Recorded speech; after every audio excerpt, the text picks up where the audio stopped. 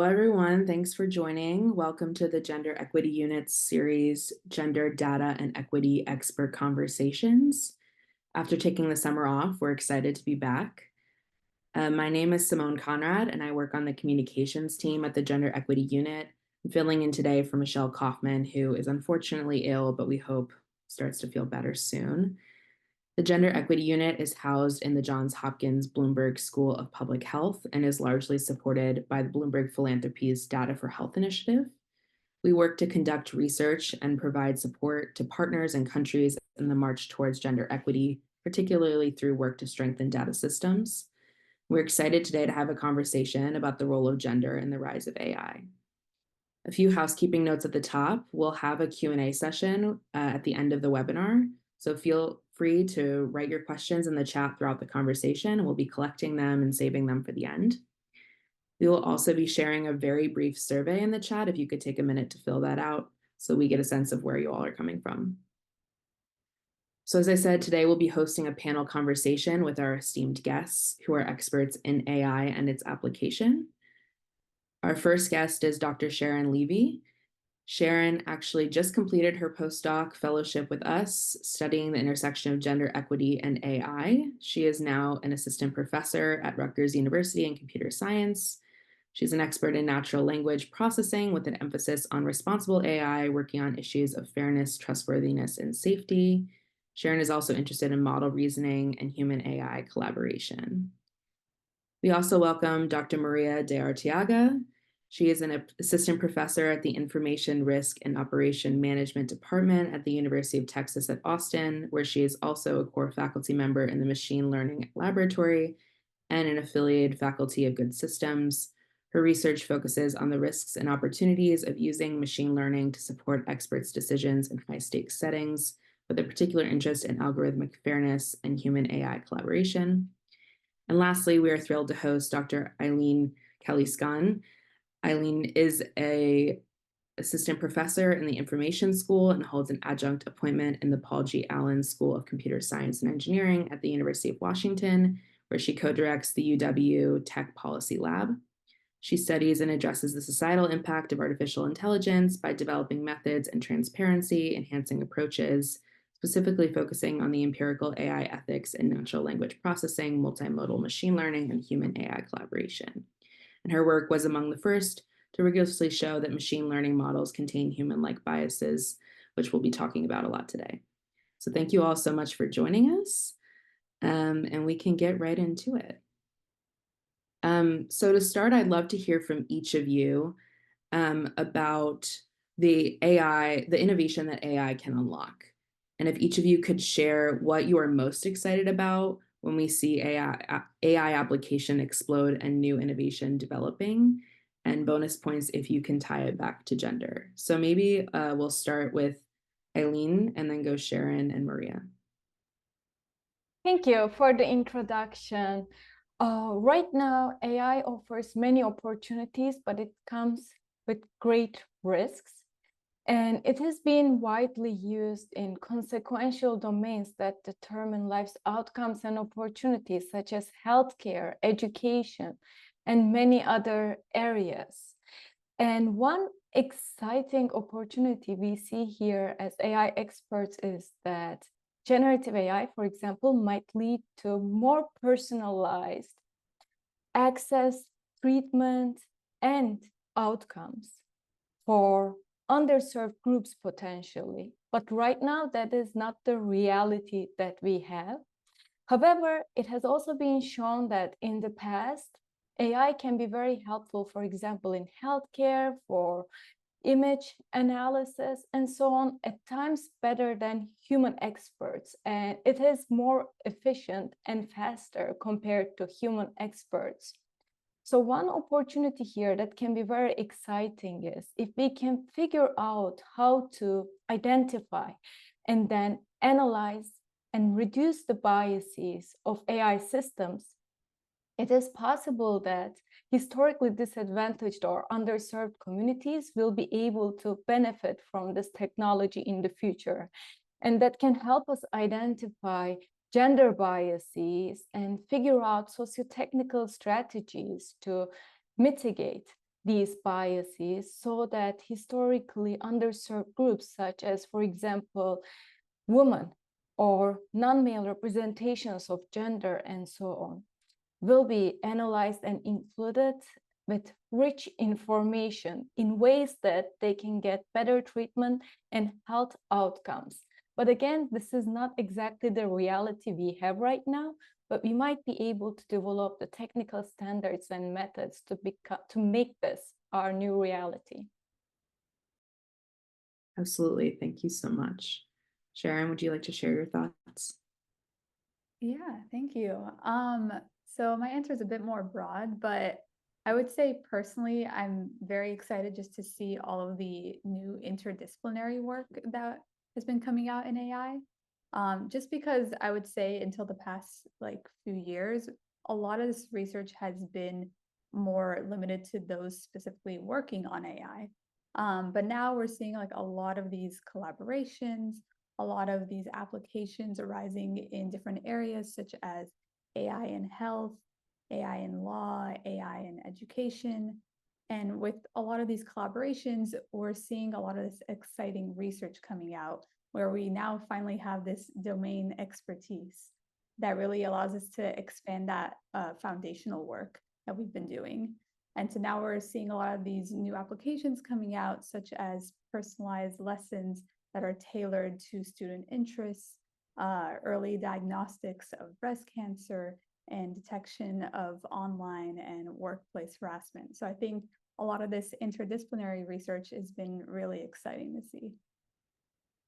That's great, and definitely hope that this webinar is a part of that collaboration amongst folks who are coming at this issue from different perspectives. Yeah. Maria, I'd love to hear from you as well.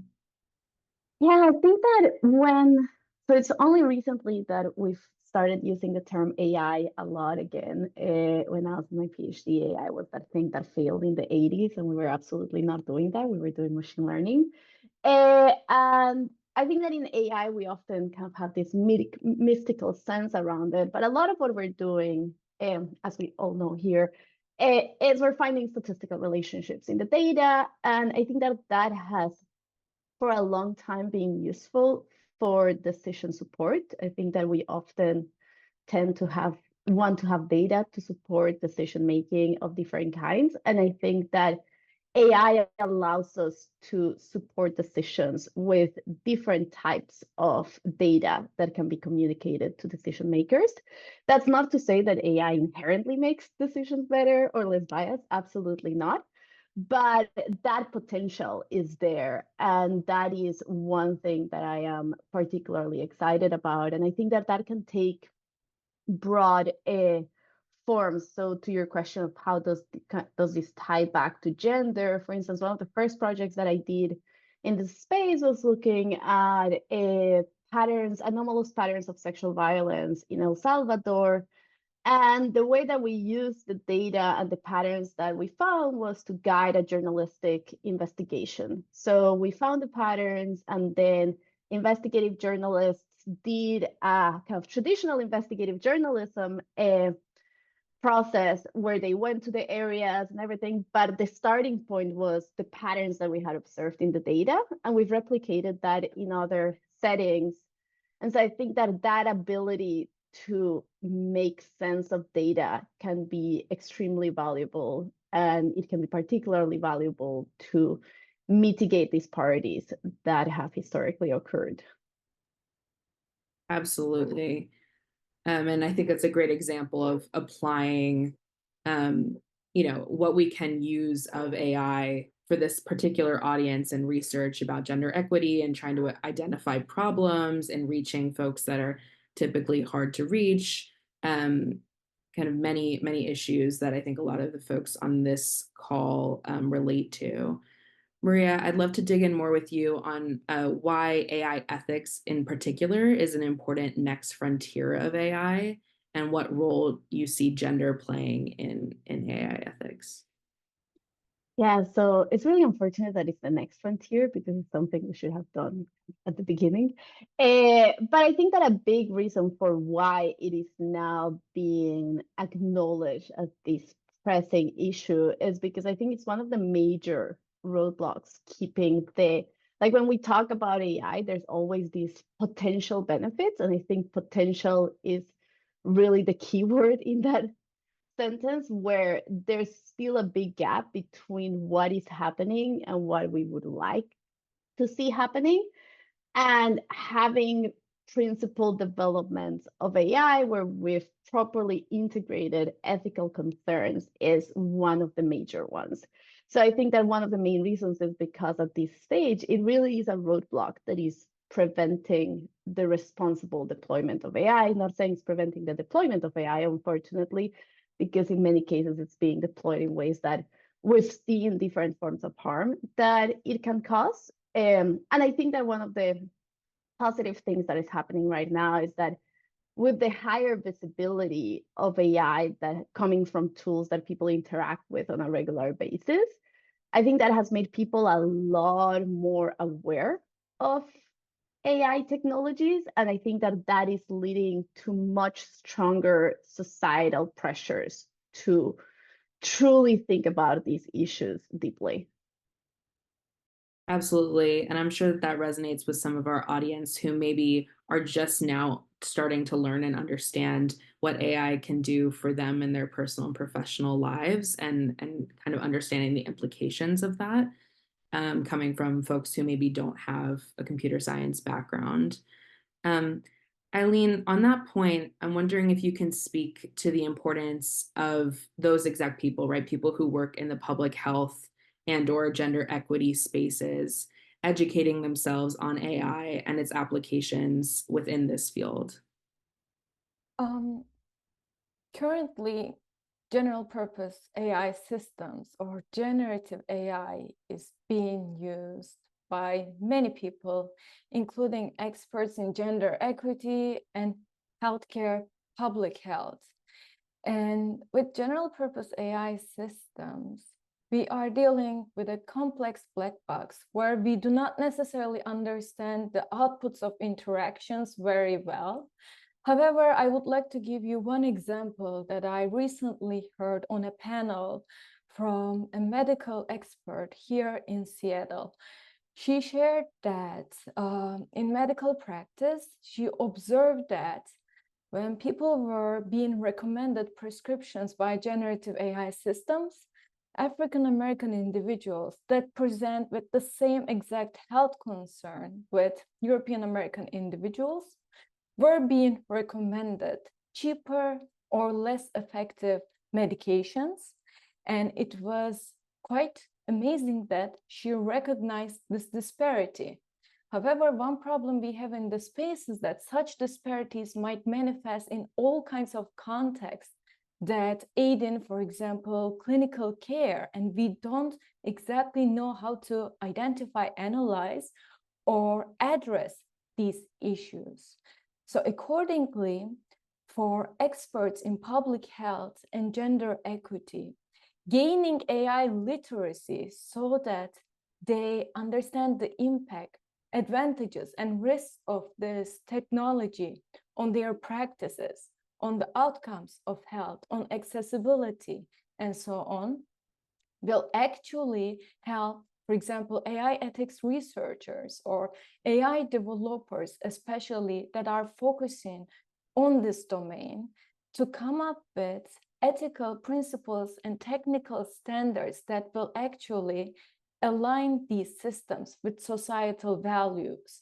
And for this, as Maria early mentioned, interdisciplinary collaboration and approaches are critical. And in order to have this effective, productive interdisciplinary collaboration, we need to be able to speak a similar language. That is why AI literacy here will be very helpful, so that instead of perpetuating the harms of this technology, we can start figuring out ways how to use it to benefit all, because right now everyone is not benefiting. And again, as Maria mentioned, there is potential that we can change these systems so that everyone can benefit. Yeah, thank you so much for sharing that example. I think a lot of the folks who come from the public health world know a lot about kind of provider bias and how many communities, even their pain that is assessed when coming into an ER are not equally valued, and how that influences the treatment that they receive. And hopefully, we can not only prevent that bias from potentially worsening because of the bias built into some AI systems, but also maybe use AI as kind of a mechanism for fighting that bias in the first place as well. Sharon, I'd love to hear from you about some primary applications of AI that come to mind that are relevant to gender equity issues specifically. Yeah, so I think I see kind of two primary applications. So one of them is that I think AI can be very beneficial as a tool for the detection and mitigation of gender equity issues. So they can, these issues can arise in a lot of different spaces, such as in healthcare, which we kind of just discussed, but also in media, such as stereotypes in writing, in the general workplace as well. So your boss is writing your performance reviews. And when we have experts in these domains actually working with AI researchers, we can work towards training systems that can really help us pinpoint and automatically detect these specific issues that can arise in each space. And then we can just work together to mitigate them as well. So we can work on those AI-based intervention systems. And so that's for the first application. And I think the second application that's really important is creating personalized AI tools that can really help us receive information, or help specific people receive information that they may not have easy access to. So this is really relevant to those critical areas with issues that are specific to certain genders, such as in healthcare, fair employment, in legal issues. And in many of these cases, these topics are very sensitive, and people may be more reluctant to actually seek out information in person. So what we can do is we can use AI to actually build these personalized models, such as domain-specific chatbots, and it can really help these people anonymously receive information. Absolutely. I think a lot of folks who we work with at the Gender Equity Unit work on various areas that are particularly taboo. And I think that's a really important way that they can utilize AI in those spaces in particular. Aylin, I mentioned at the top that your research has been one of the first to identify some of these human biases that are built into AI systems right now. So I would love to hear from you how we address that issue. How do we move forward and make things better? I don't have a straightforward or trivial answer here, because we are dealing with a complex socio-technical problem. Currently, AI systems, especially generative AI systems, are trained on sociocultural data that is collected from society. It's usually human-produced data. Nowadays, also AI-generated data ends up in the training data sets of these models. However, if we look at typical language models and so on, we see that they are trained on data that is automatically collected from the entire World Wide Web. And the internet is not a perfect reflection of our society. It's typically Western-centric. The predominant language is English. But nevertheless, human biases get embedded in these large-scale language corpora.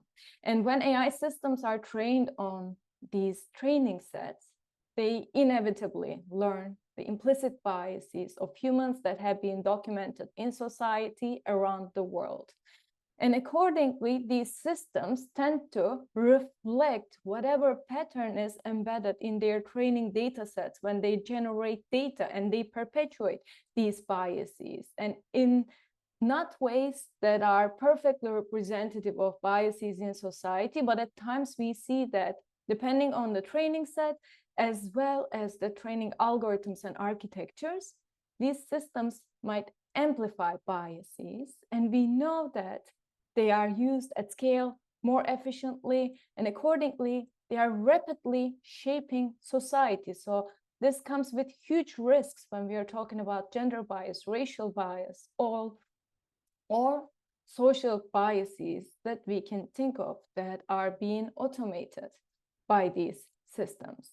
And accordingly, in order to mitigate these biases, we need to first be able to identify them, measure them, analyze them, so that we can come up with socio-technical approaches to address them. And technical approaches, for example, could be incorporated at every step of the AI and human AI interaction pipeline.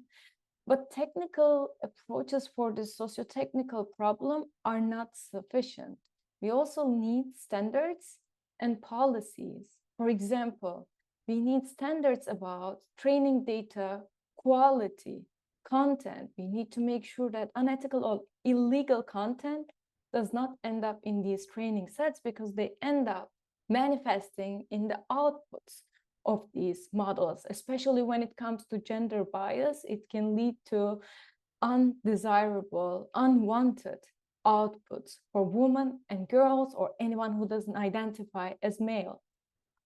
And racial and gender biases in these systems are quite complex and intersectional, which can lead to all kinds of unexpected issues. And accordingly, better data sets and standards will help deal with this problem a bit better, but we need continuous dynamic bias audits and monitoring. And if this can be established with regulation and enforcement of these standards, we will be able to track how these systems are evolving with society, how they are impacting society, and how we can make them better. Moreover, when they are being used, especially to begin with, in consequential decision-making domains that are like heavily regulated in society with non-discrimination laws, and there are well-established standards, we need to be able to apply these to AI systems as well. And hopefully we are getting there with frameworks and standards that have been contributed in the space. But regardless, in addition to technical approaches, standards, and raising human awareness, for example, for humans in the loop that are collaborating with these systems in their decision-making tasks, we need to educate humans in the loop and make sure that stakeholders are involved in every step of the AI development and deployment pipeline, so that they can test and understand these systems to make sure that they are actually working for their needs and not against them. So, in summary, we need many different types of developments and progress in this area to continuously work on this problem, because we will not have a trivial or fixed solution, as bias is dynamic, society is evolving, and these systems are shaping society. We have to be mindful that they are impacting our cognition, biases, and the data generated by AI systems end up in the future versions of AI systems. And in order to prevent a vicious cycle of AI amplification, we need to comprehensively address this problem. Absolutely. Thank you so much. And I want to dig in a bit more to your point on how humans are interacting with AI and how we can support decision making. Maria, you talk about developing interventions to improve AI-supported decision-making. I'm wondering if you can talk about that a bit more, and if you have concerns about AI-supported decision-making, especially given all the biases in large language models that we've talked about so far. Yeah, so in many cases, what we're seeing right now is that a lot of our understanding of algorithmic biases has been really concerned with looking at algorithmic predictions or algorithmic outputs as the endpoint that we're interested in. But what happens in practice is that there are some cases where decisions are automated. So for example, what ad should you see when you're browsing? That is an algorithmic decision. There's no human deciding, ooh, what ad should I show to Aylin now that she just logged into Google? But there's a lot of other cases, particularly in consequential decision making, where it is humans who are making use of an algorithm. So that is the case in a lot of healthcare applications, for instance, where It's still a medical professional who's making a decision, but they're receiving an AI recommendation as part of this process. And what happens then is that what we really care about in those cases is not the predictions, but it's the prediction-informed decisions.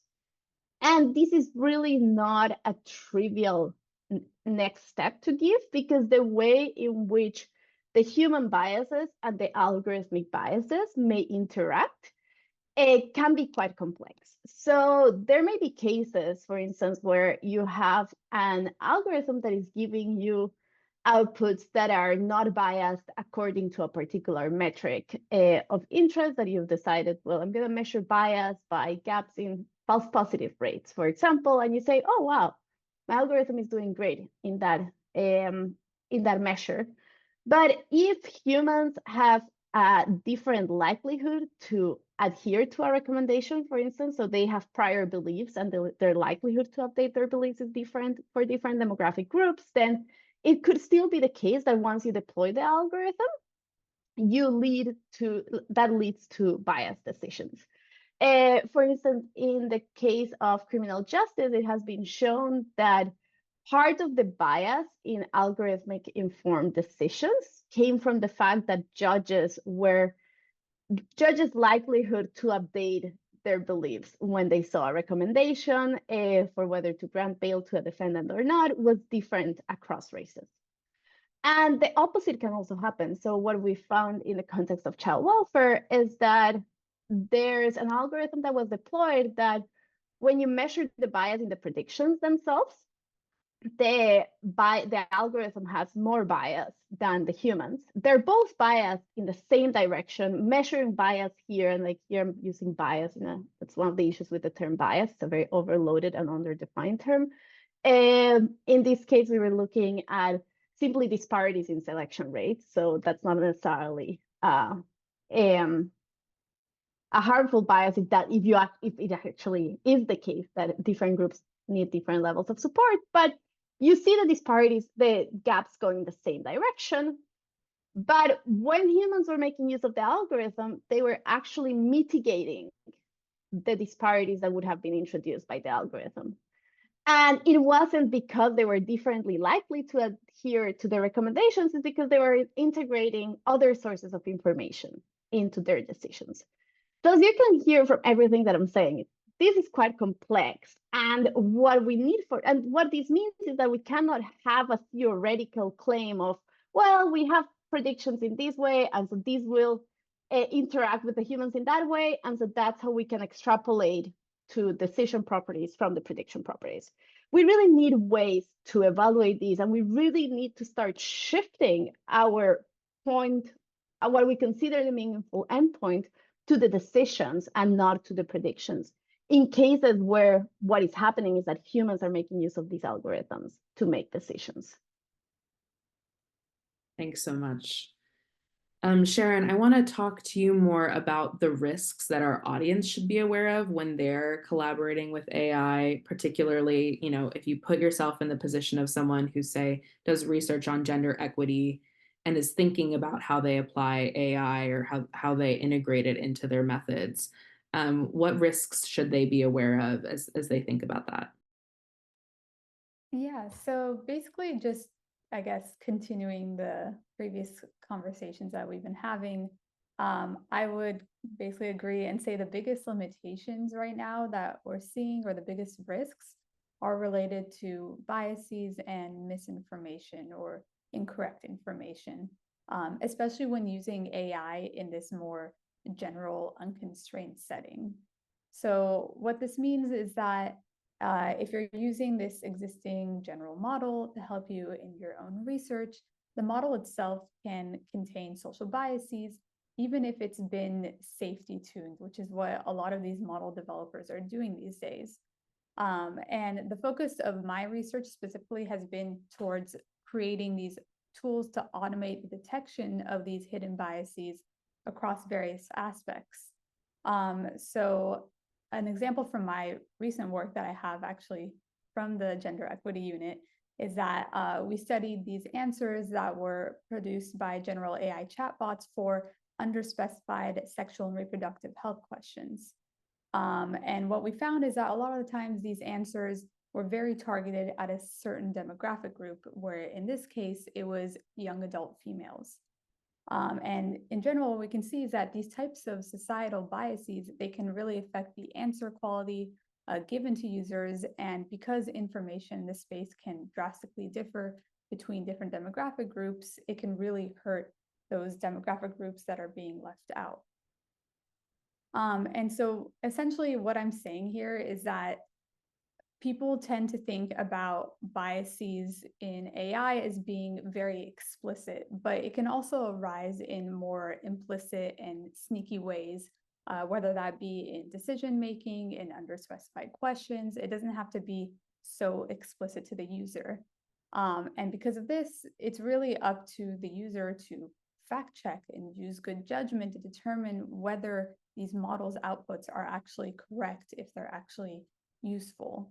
And this is where I think, AI literacy is going to be a big deal in the future. I think that students in schools, they should be learning about this. It shouldn't just be something that's kind of brushed off to the side. Given all of this context, I would say that there are ways that we can work towards trying to combat this, especially in cases where you're using AI in this critical setting and for a specific use case, such as in maternal health. So in these cases, I think it would be very good to use these personalized models. And this is because it allows you to be very thorough in your evaluation, because you're knowing kind of what are the risks that you're specifically looking for, because it's a very specific use case. And you can also ensure that users are only using this AI system for this specific setting. So while it doesn't erase the biases and limitations, I think it helps us really hone in and focus on what we're looking for that can kind of go wrong. Thanks so much, Sharon. I just want to remind everyone in the audience to add their questions to the chat as they come up. We're coming up on the Q&A session and would love to hear from you all. And while we're waiting for those, Maria, I'd like to turn back to you. So when we think about like the perfect end goal, right, of all we've been talking about and what like quote unquote ethical AI would look like, what would that look like to you? And are there any systems that we haven't talked about that may need to be in place to ensure that ethics continues to be a top consideration in the development and application of AI? So easy question. What does ethical AI look like? So I think Aylin made some really good points to these in this direction on when she was commenting on how do we fix the problem, right? And one of the elements here is that this is to a large extent a normative question, right? Of what does ethical AI look like? So it's what is it that we should be doing?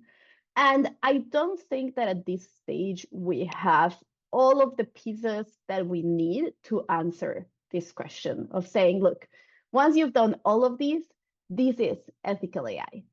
And part of this is because, as both Aylin and Sharon have discussed, there's a lot of ways in which bias may be present that are not as evident as the forms of biases that we've already studied.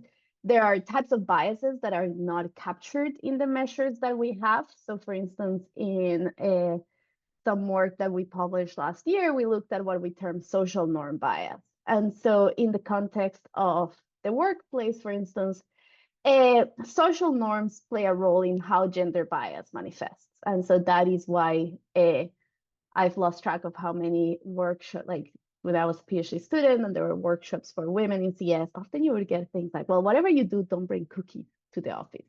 And that's why women think twice on whether they wear a dress to an important meeting or a keynote, or whether they wear a pantsuit. And all of this is because the way that bias emerges is not just a switch that gets clicked on and off. And a lot of our measures of bias kind of assume that it's like, okay, either you're in this group or you're not in this group.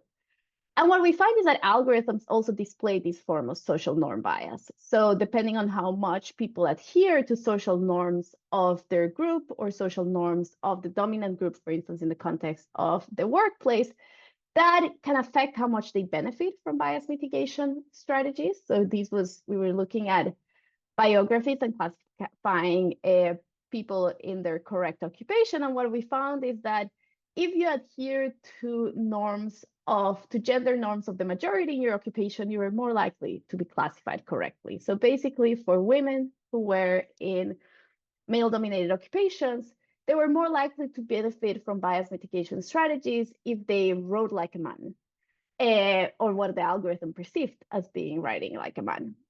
And this is just one example of the sorts of biases that we're only now starting to understand, starting to be able to measure, seeing that they're not captured in the notions of bias that we've considered.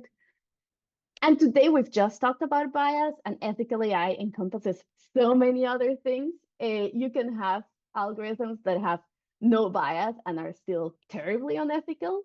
So for instance, if we're thinking about, like we've talked a lot about bias and disparities in performance, but it's really not beneficial to you if a facial recognition algorithm is really accurate for your demographic if the algorithm is being used by ICE to identify undocumented immigrants from data that they shouldn't have access to.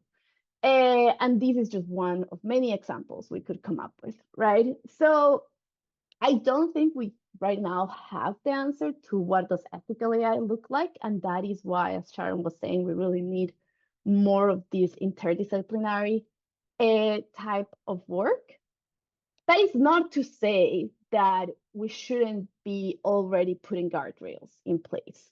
Because this is an argument that we often hear when people say, well, we cannot regulate AI because we don't really have all the answers yet, right?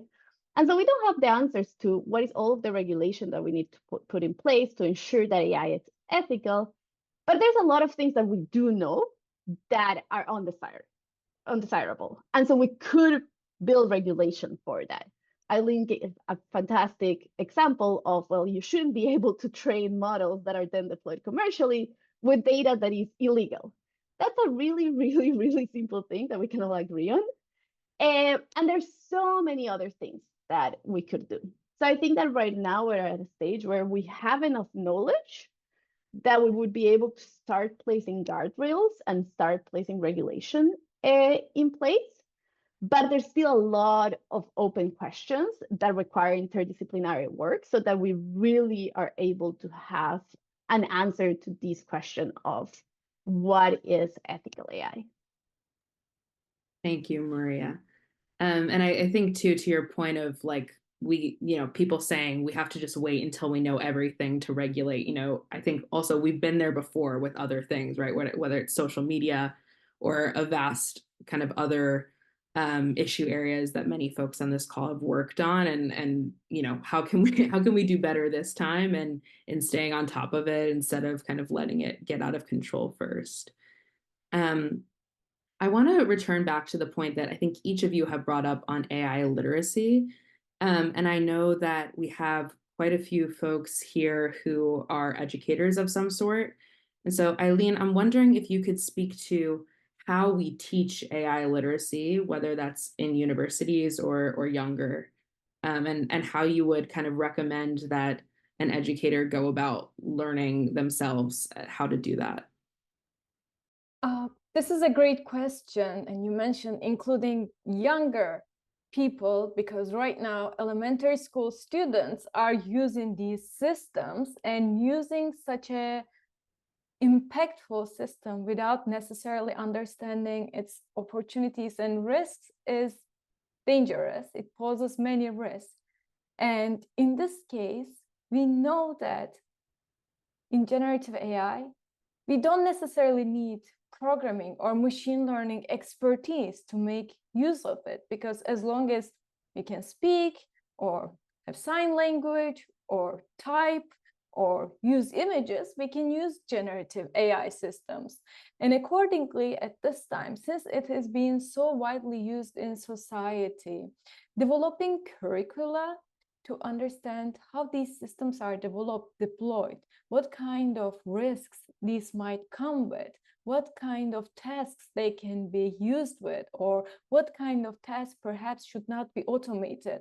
And also at the same time, at every aspect of this process, incorporating ethics as a primary component, focusing on gender equity, racial equity, and these broader impact, societal impact topics, so that we can raise awareness for everyone about what might be useful with this technology and what is potentially harmful, leading to representational and allocational harms, and how it affects our cognition, our own biases, and how it is shaping society very rapidly.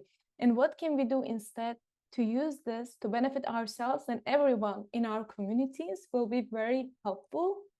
Otherwise, there is a great risk that these systems are going to basically keep amplifying all the historical injustices we have in society, and at times this will go unrecognized because such biases can be very nuanced and implicit, but they leak into all kinds of data that is being generated, and that is not a future that we want to have. Thank you, Aylin. I want to turn to a question that we got in the chat. Thank you, Izzy, for posing this question, and encourage others to chime in and add their own as well. And it's again on this issue of AI literacy. And so I wonder if any of you have particular tools or resources for folks who themselves want to become more AI literate. Like, where would you point someone who has set out that goal? If any of you have any recommendations. This isn't a very, I guess, concrete answer, but I would say to try to get people to become more AI literate and just understand what can go wrong with these models. I'm a big fan of the hands-on approach. So I think in order to learn about something such as these AI systems, you really have to interact with them. So something that I would be in favor for is allowing students to interact with these models, and kind of what we call this is like red teaming, I guess, in a way. But basically trying to break these models themselves. So see, can you get the model to output an incorrect answer? If these are college students, then something that they can do is try to get the model to generate fake citations, which is something that people that I've collaborated with in the past, they have done before, where they're saying, you know, what's a paper similar to mine? And they'll put the title of their paper, and the model will generate some actual existing papers and some that are just made up. So really trying to play around with these models, trying to break them, and just show students, and just even for yourself, see what are the different ways that these models can generate this incorrect information, or if you can compare, let's say, your own writing on a specific topic to the writing of a model and see how that can drastically differ as well. So that's kind of the approach that I would take. In addition to that, I think there are so many blog posts out there that are very beneficial to learn about these different types of AI systems, because they're not all the same. So let's say you want to learn about ChatGPT. There are so many blog posts out there at different levels. You can get this at a really high level and just learn about the model itself and how it is a black box. And a lot of times we don't know what's actually going on inside. Even as AI researchers, these are companies that are obviously not releasing their secrets out to us. So we really don't know what's going on, but we can learn just enough so that we can understand what can potentially go wrong with these models. Yeah, those are some great tips. Thanks for sharing. And I think very accessible ones that like anyone could do on any day that they have free time. I also want to ask Maria, you mentioned throughout this webinar, like several kind of ways, several studies that you've conducted where you've in some way had to measure bias. And from a researcher perspective, I think a lot of folks would be interested to hear, how do you measure bias? I know from like a human perspective, when we're talking about human beings and their biases, it's a very difficult thing to measure. And I think folks will also be interested to hear how that changes when you're talking about measuring bias from AI and a model. That's a great question, and especially one that I find myself thinking about a lot these days with the shift to generative AI. So I think that for there's one claim that that is, well, one of the advantages of algorithms is that it's easier to assess bias in algorithms than in humans. And I think that that is partly true, but only partly. So there's a number of issues that come when we try to assess biases in models. And one of them is that all of the forms that we have, or the vast majority of the measures that we have for assessing bias in algorithms, either rely on certain assumptions that often break, or assume that the labels that we have access to are what in machine learning we call ground truth. So all of the bias that we're measuring is with respect to labels that we use to train the system. So for instance, we train a diagnostic tool and we say, okay, does it have gender bias? And so the way that we typically measure gender bias is something like, does it make more mistakes when diagnosing these for women than when diagnosing these for men, for instance. And we may look at the type of mistake. So does it miss the disease more often for women than for men? The problem is that the labels that we have, the data that we have labeled saying, oh, this is someone that is presenting with this disease and this person isn't, those labels often have bias themselves. And that is not something that we are able to deal with at this time in measures of bias. And so that's a really, really huge issue that we have at the moment for evaluations. And one of the main concerns there is that that can lead to self-fulfilling prophecies, because we may say, oh, this is working great, no bias, but it's just because the bias in the system is just replicating the bias in the labels, right? So I think that there's that big issue, and that's common across all machine learning algorithms. The other thing that is really hard right now is that a lot of the work that I've done has been in algorithms where even when we term them black boxes, like, oh, a neural network is a black box, what we mean by that is that we don't know exactly what is the combination of features that is playing a role for one particular prediction in a way that we can make sense of in our head. But that's very different to what we mean when we say that ChatGPT is a black box. ChatGPT being a black box means that there's a ton of different decisions that are being made that we have no visibility on because of secrecy. And that is not just, oh, the model is very complex. It may be something as simple as someone hard-coded that if your prompt contains a certain phrasing, then the output is going to change in a certain way. And that makes it extremely, extremely hard to make findings that are generalizable. And I think that that's a really big challenge for science. The way that we've been measuring and learning about bias in algorithms is one that is not really replicable. And a big portion of that is because of secrecy of the companies developing these algorithms. And another one is just that, like, financially, it's just really hard to do a lot of these type of computing and environmentally. But I think that that's one thing that is drastically changing the veracity of the claim that it is easier to assess bias in algorithms than in humans.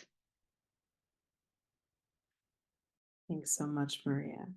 I want to turn, as we close out, to kind of a rapid fire round, so to speak. If each of you could share one takeaway from your work that you think is important for our audience to understand as AI plays a larger role in their work on gender and health data. Aylin, can we start with you? Sure.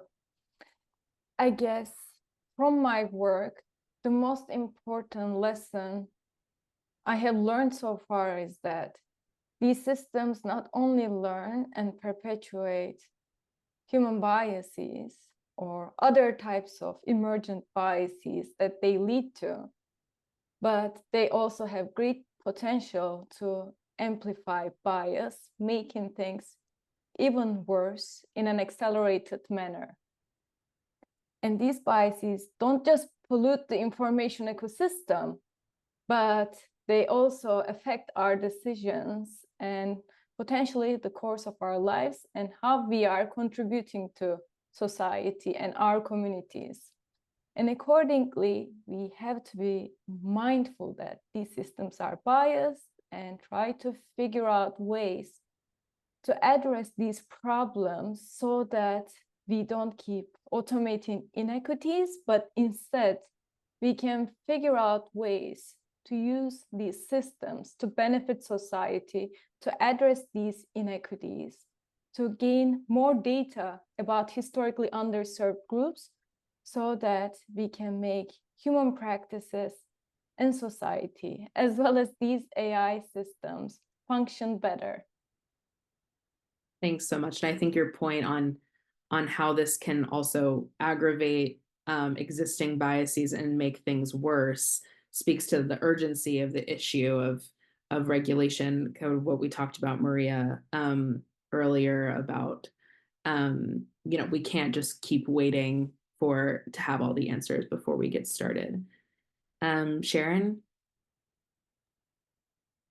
Yeah, so I would say the biggest takeaway from my research is that these risks and these biases, they can arise in AI models in very implicit and unpredictable ways. However, I do think that once we can define the goal of using AI in a specific application, we can work to better understand what those risks may be in this specific context and try to at least better mitigate them appropriately. And because of this, I still believe that, personalization and containment for these specific applications is key. Thanks so much. And I think that's also a good use case for why collaboration across different industries is so important, because folks like you, kind of coming and consulting maybe with public health folks to talk through what risks need to be thought about on a particular project, I think could make a big difference. Maria, I'll close out with you. Yes, I think one of the key takeaways from my work is that what we see is often not what we care about, and that has implications for machine learning. What do I mean by that? In a lot of machine learning and AI, we're focused on predicting something, and in particular, so this is what is called supervised machine learning, and the same is true in other systems where we're predicting something different that is still labeled in some way, like what is the next word that is likely to occur. And there's often a disconnect between what we want a system to do and what it's actually doing. And that disconnect can be very evident that it doesn't require a lot of AI training if you make a very factual description of what the algorithm is predicting. So it's very different if I tell you, well, this algorithm is helping me hire the best candidates. You're like, wow, that sounds like magic. But if I tell you this algorithm is predicting who would have been most likely to be promoted had they been hired in the company in the past 10 years, then you can be like, I can see how bias may creep into that, because I can imagine, like, especially if you've been in the company, you may have some understanding of what are the ways in which promotion has been graded, what are the biases that may have occurred in promotion.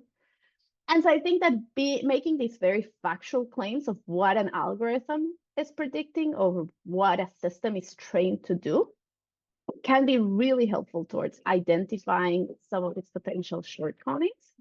And that is not something that, sorry, I don't know if you're hearing the banging, but my kid is home from daycare sick today, and I think he just heard me. So he's very eager to come into the room.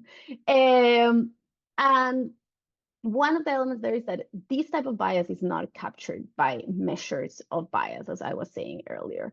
And so I think that having a very clear and critical view of what is it that we care about and what are the ways in which it matches or doesn't match what we're observing can be extremely helpful. Thank you so much, Maria. And thank you for all of you. Thank you to all of you for your expertise and for joining us today. We've reached the end of our session, and I want to thank everyone so much for their participation, for all those who have joined remotely. Thanks again to our speakers for joining us. Please sign up for our newsletter and follow us on social media to hear more about upcoming webinars. We have a few planned in the next few months. And have a great day, everyone. Thanks so much.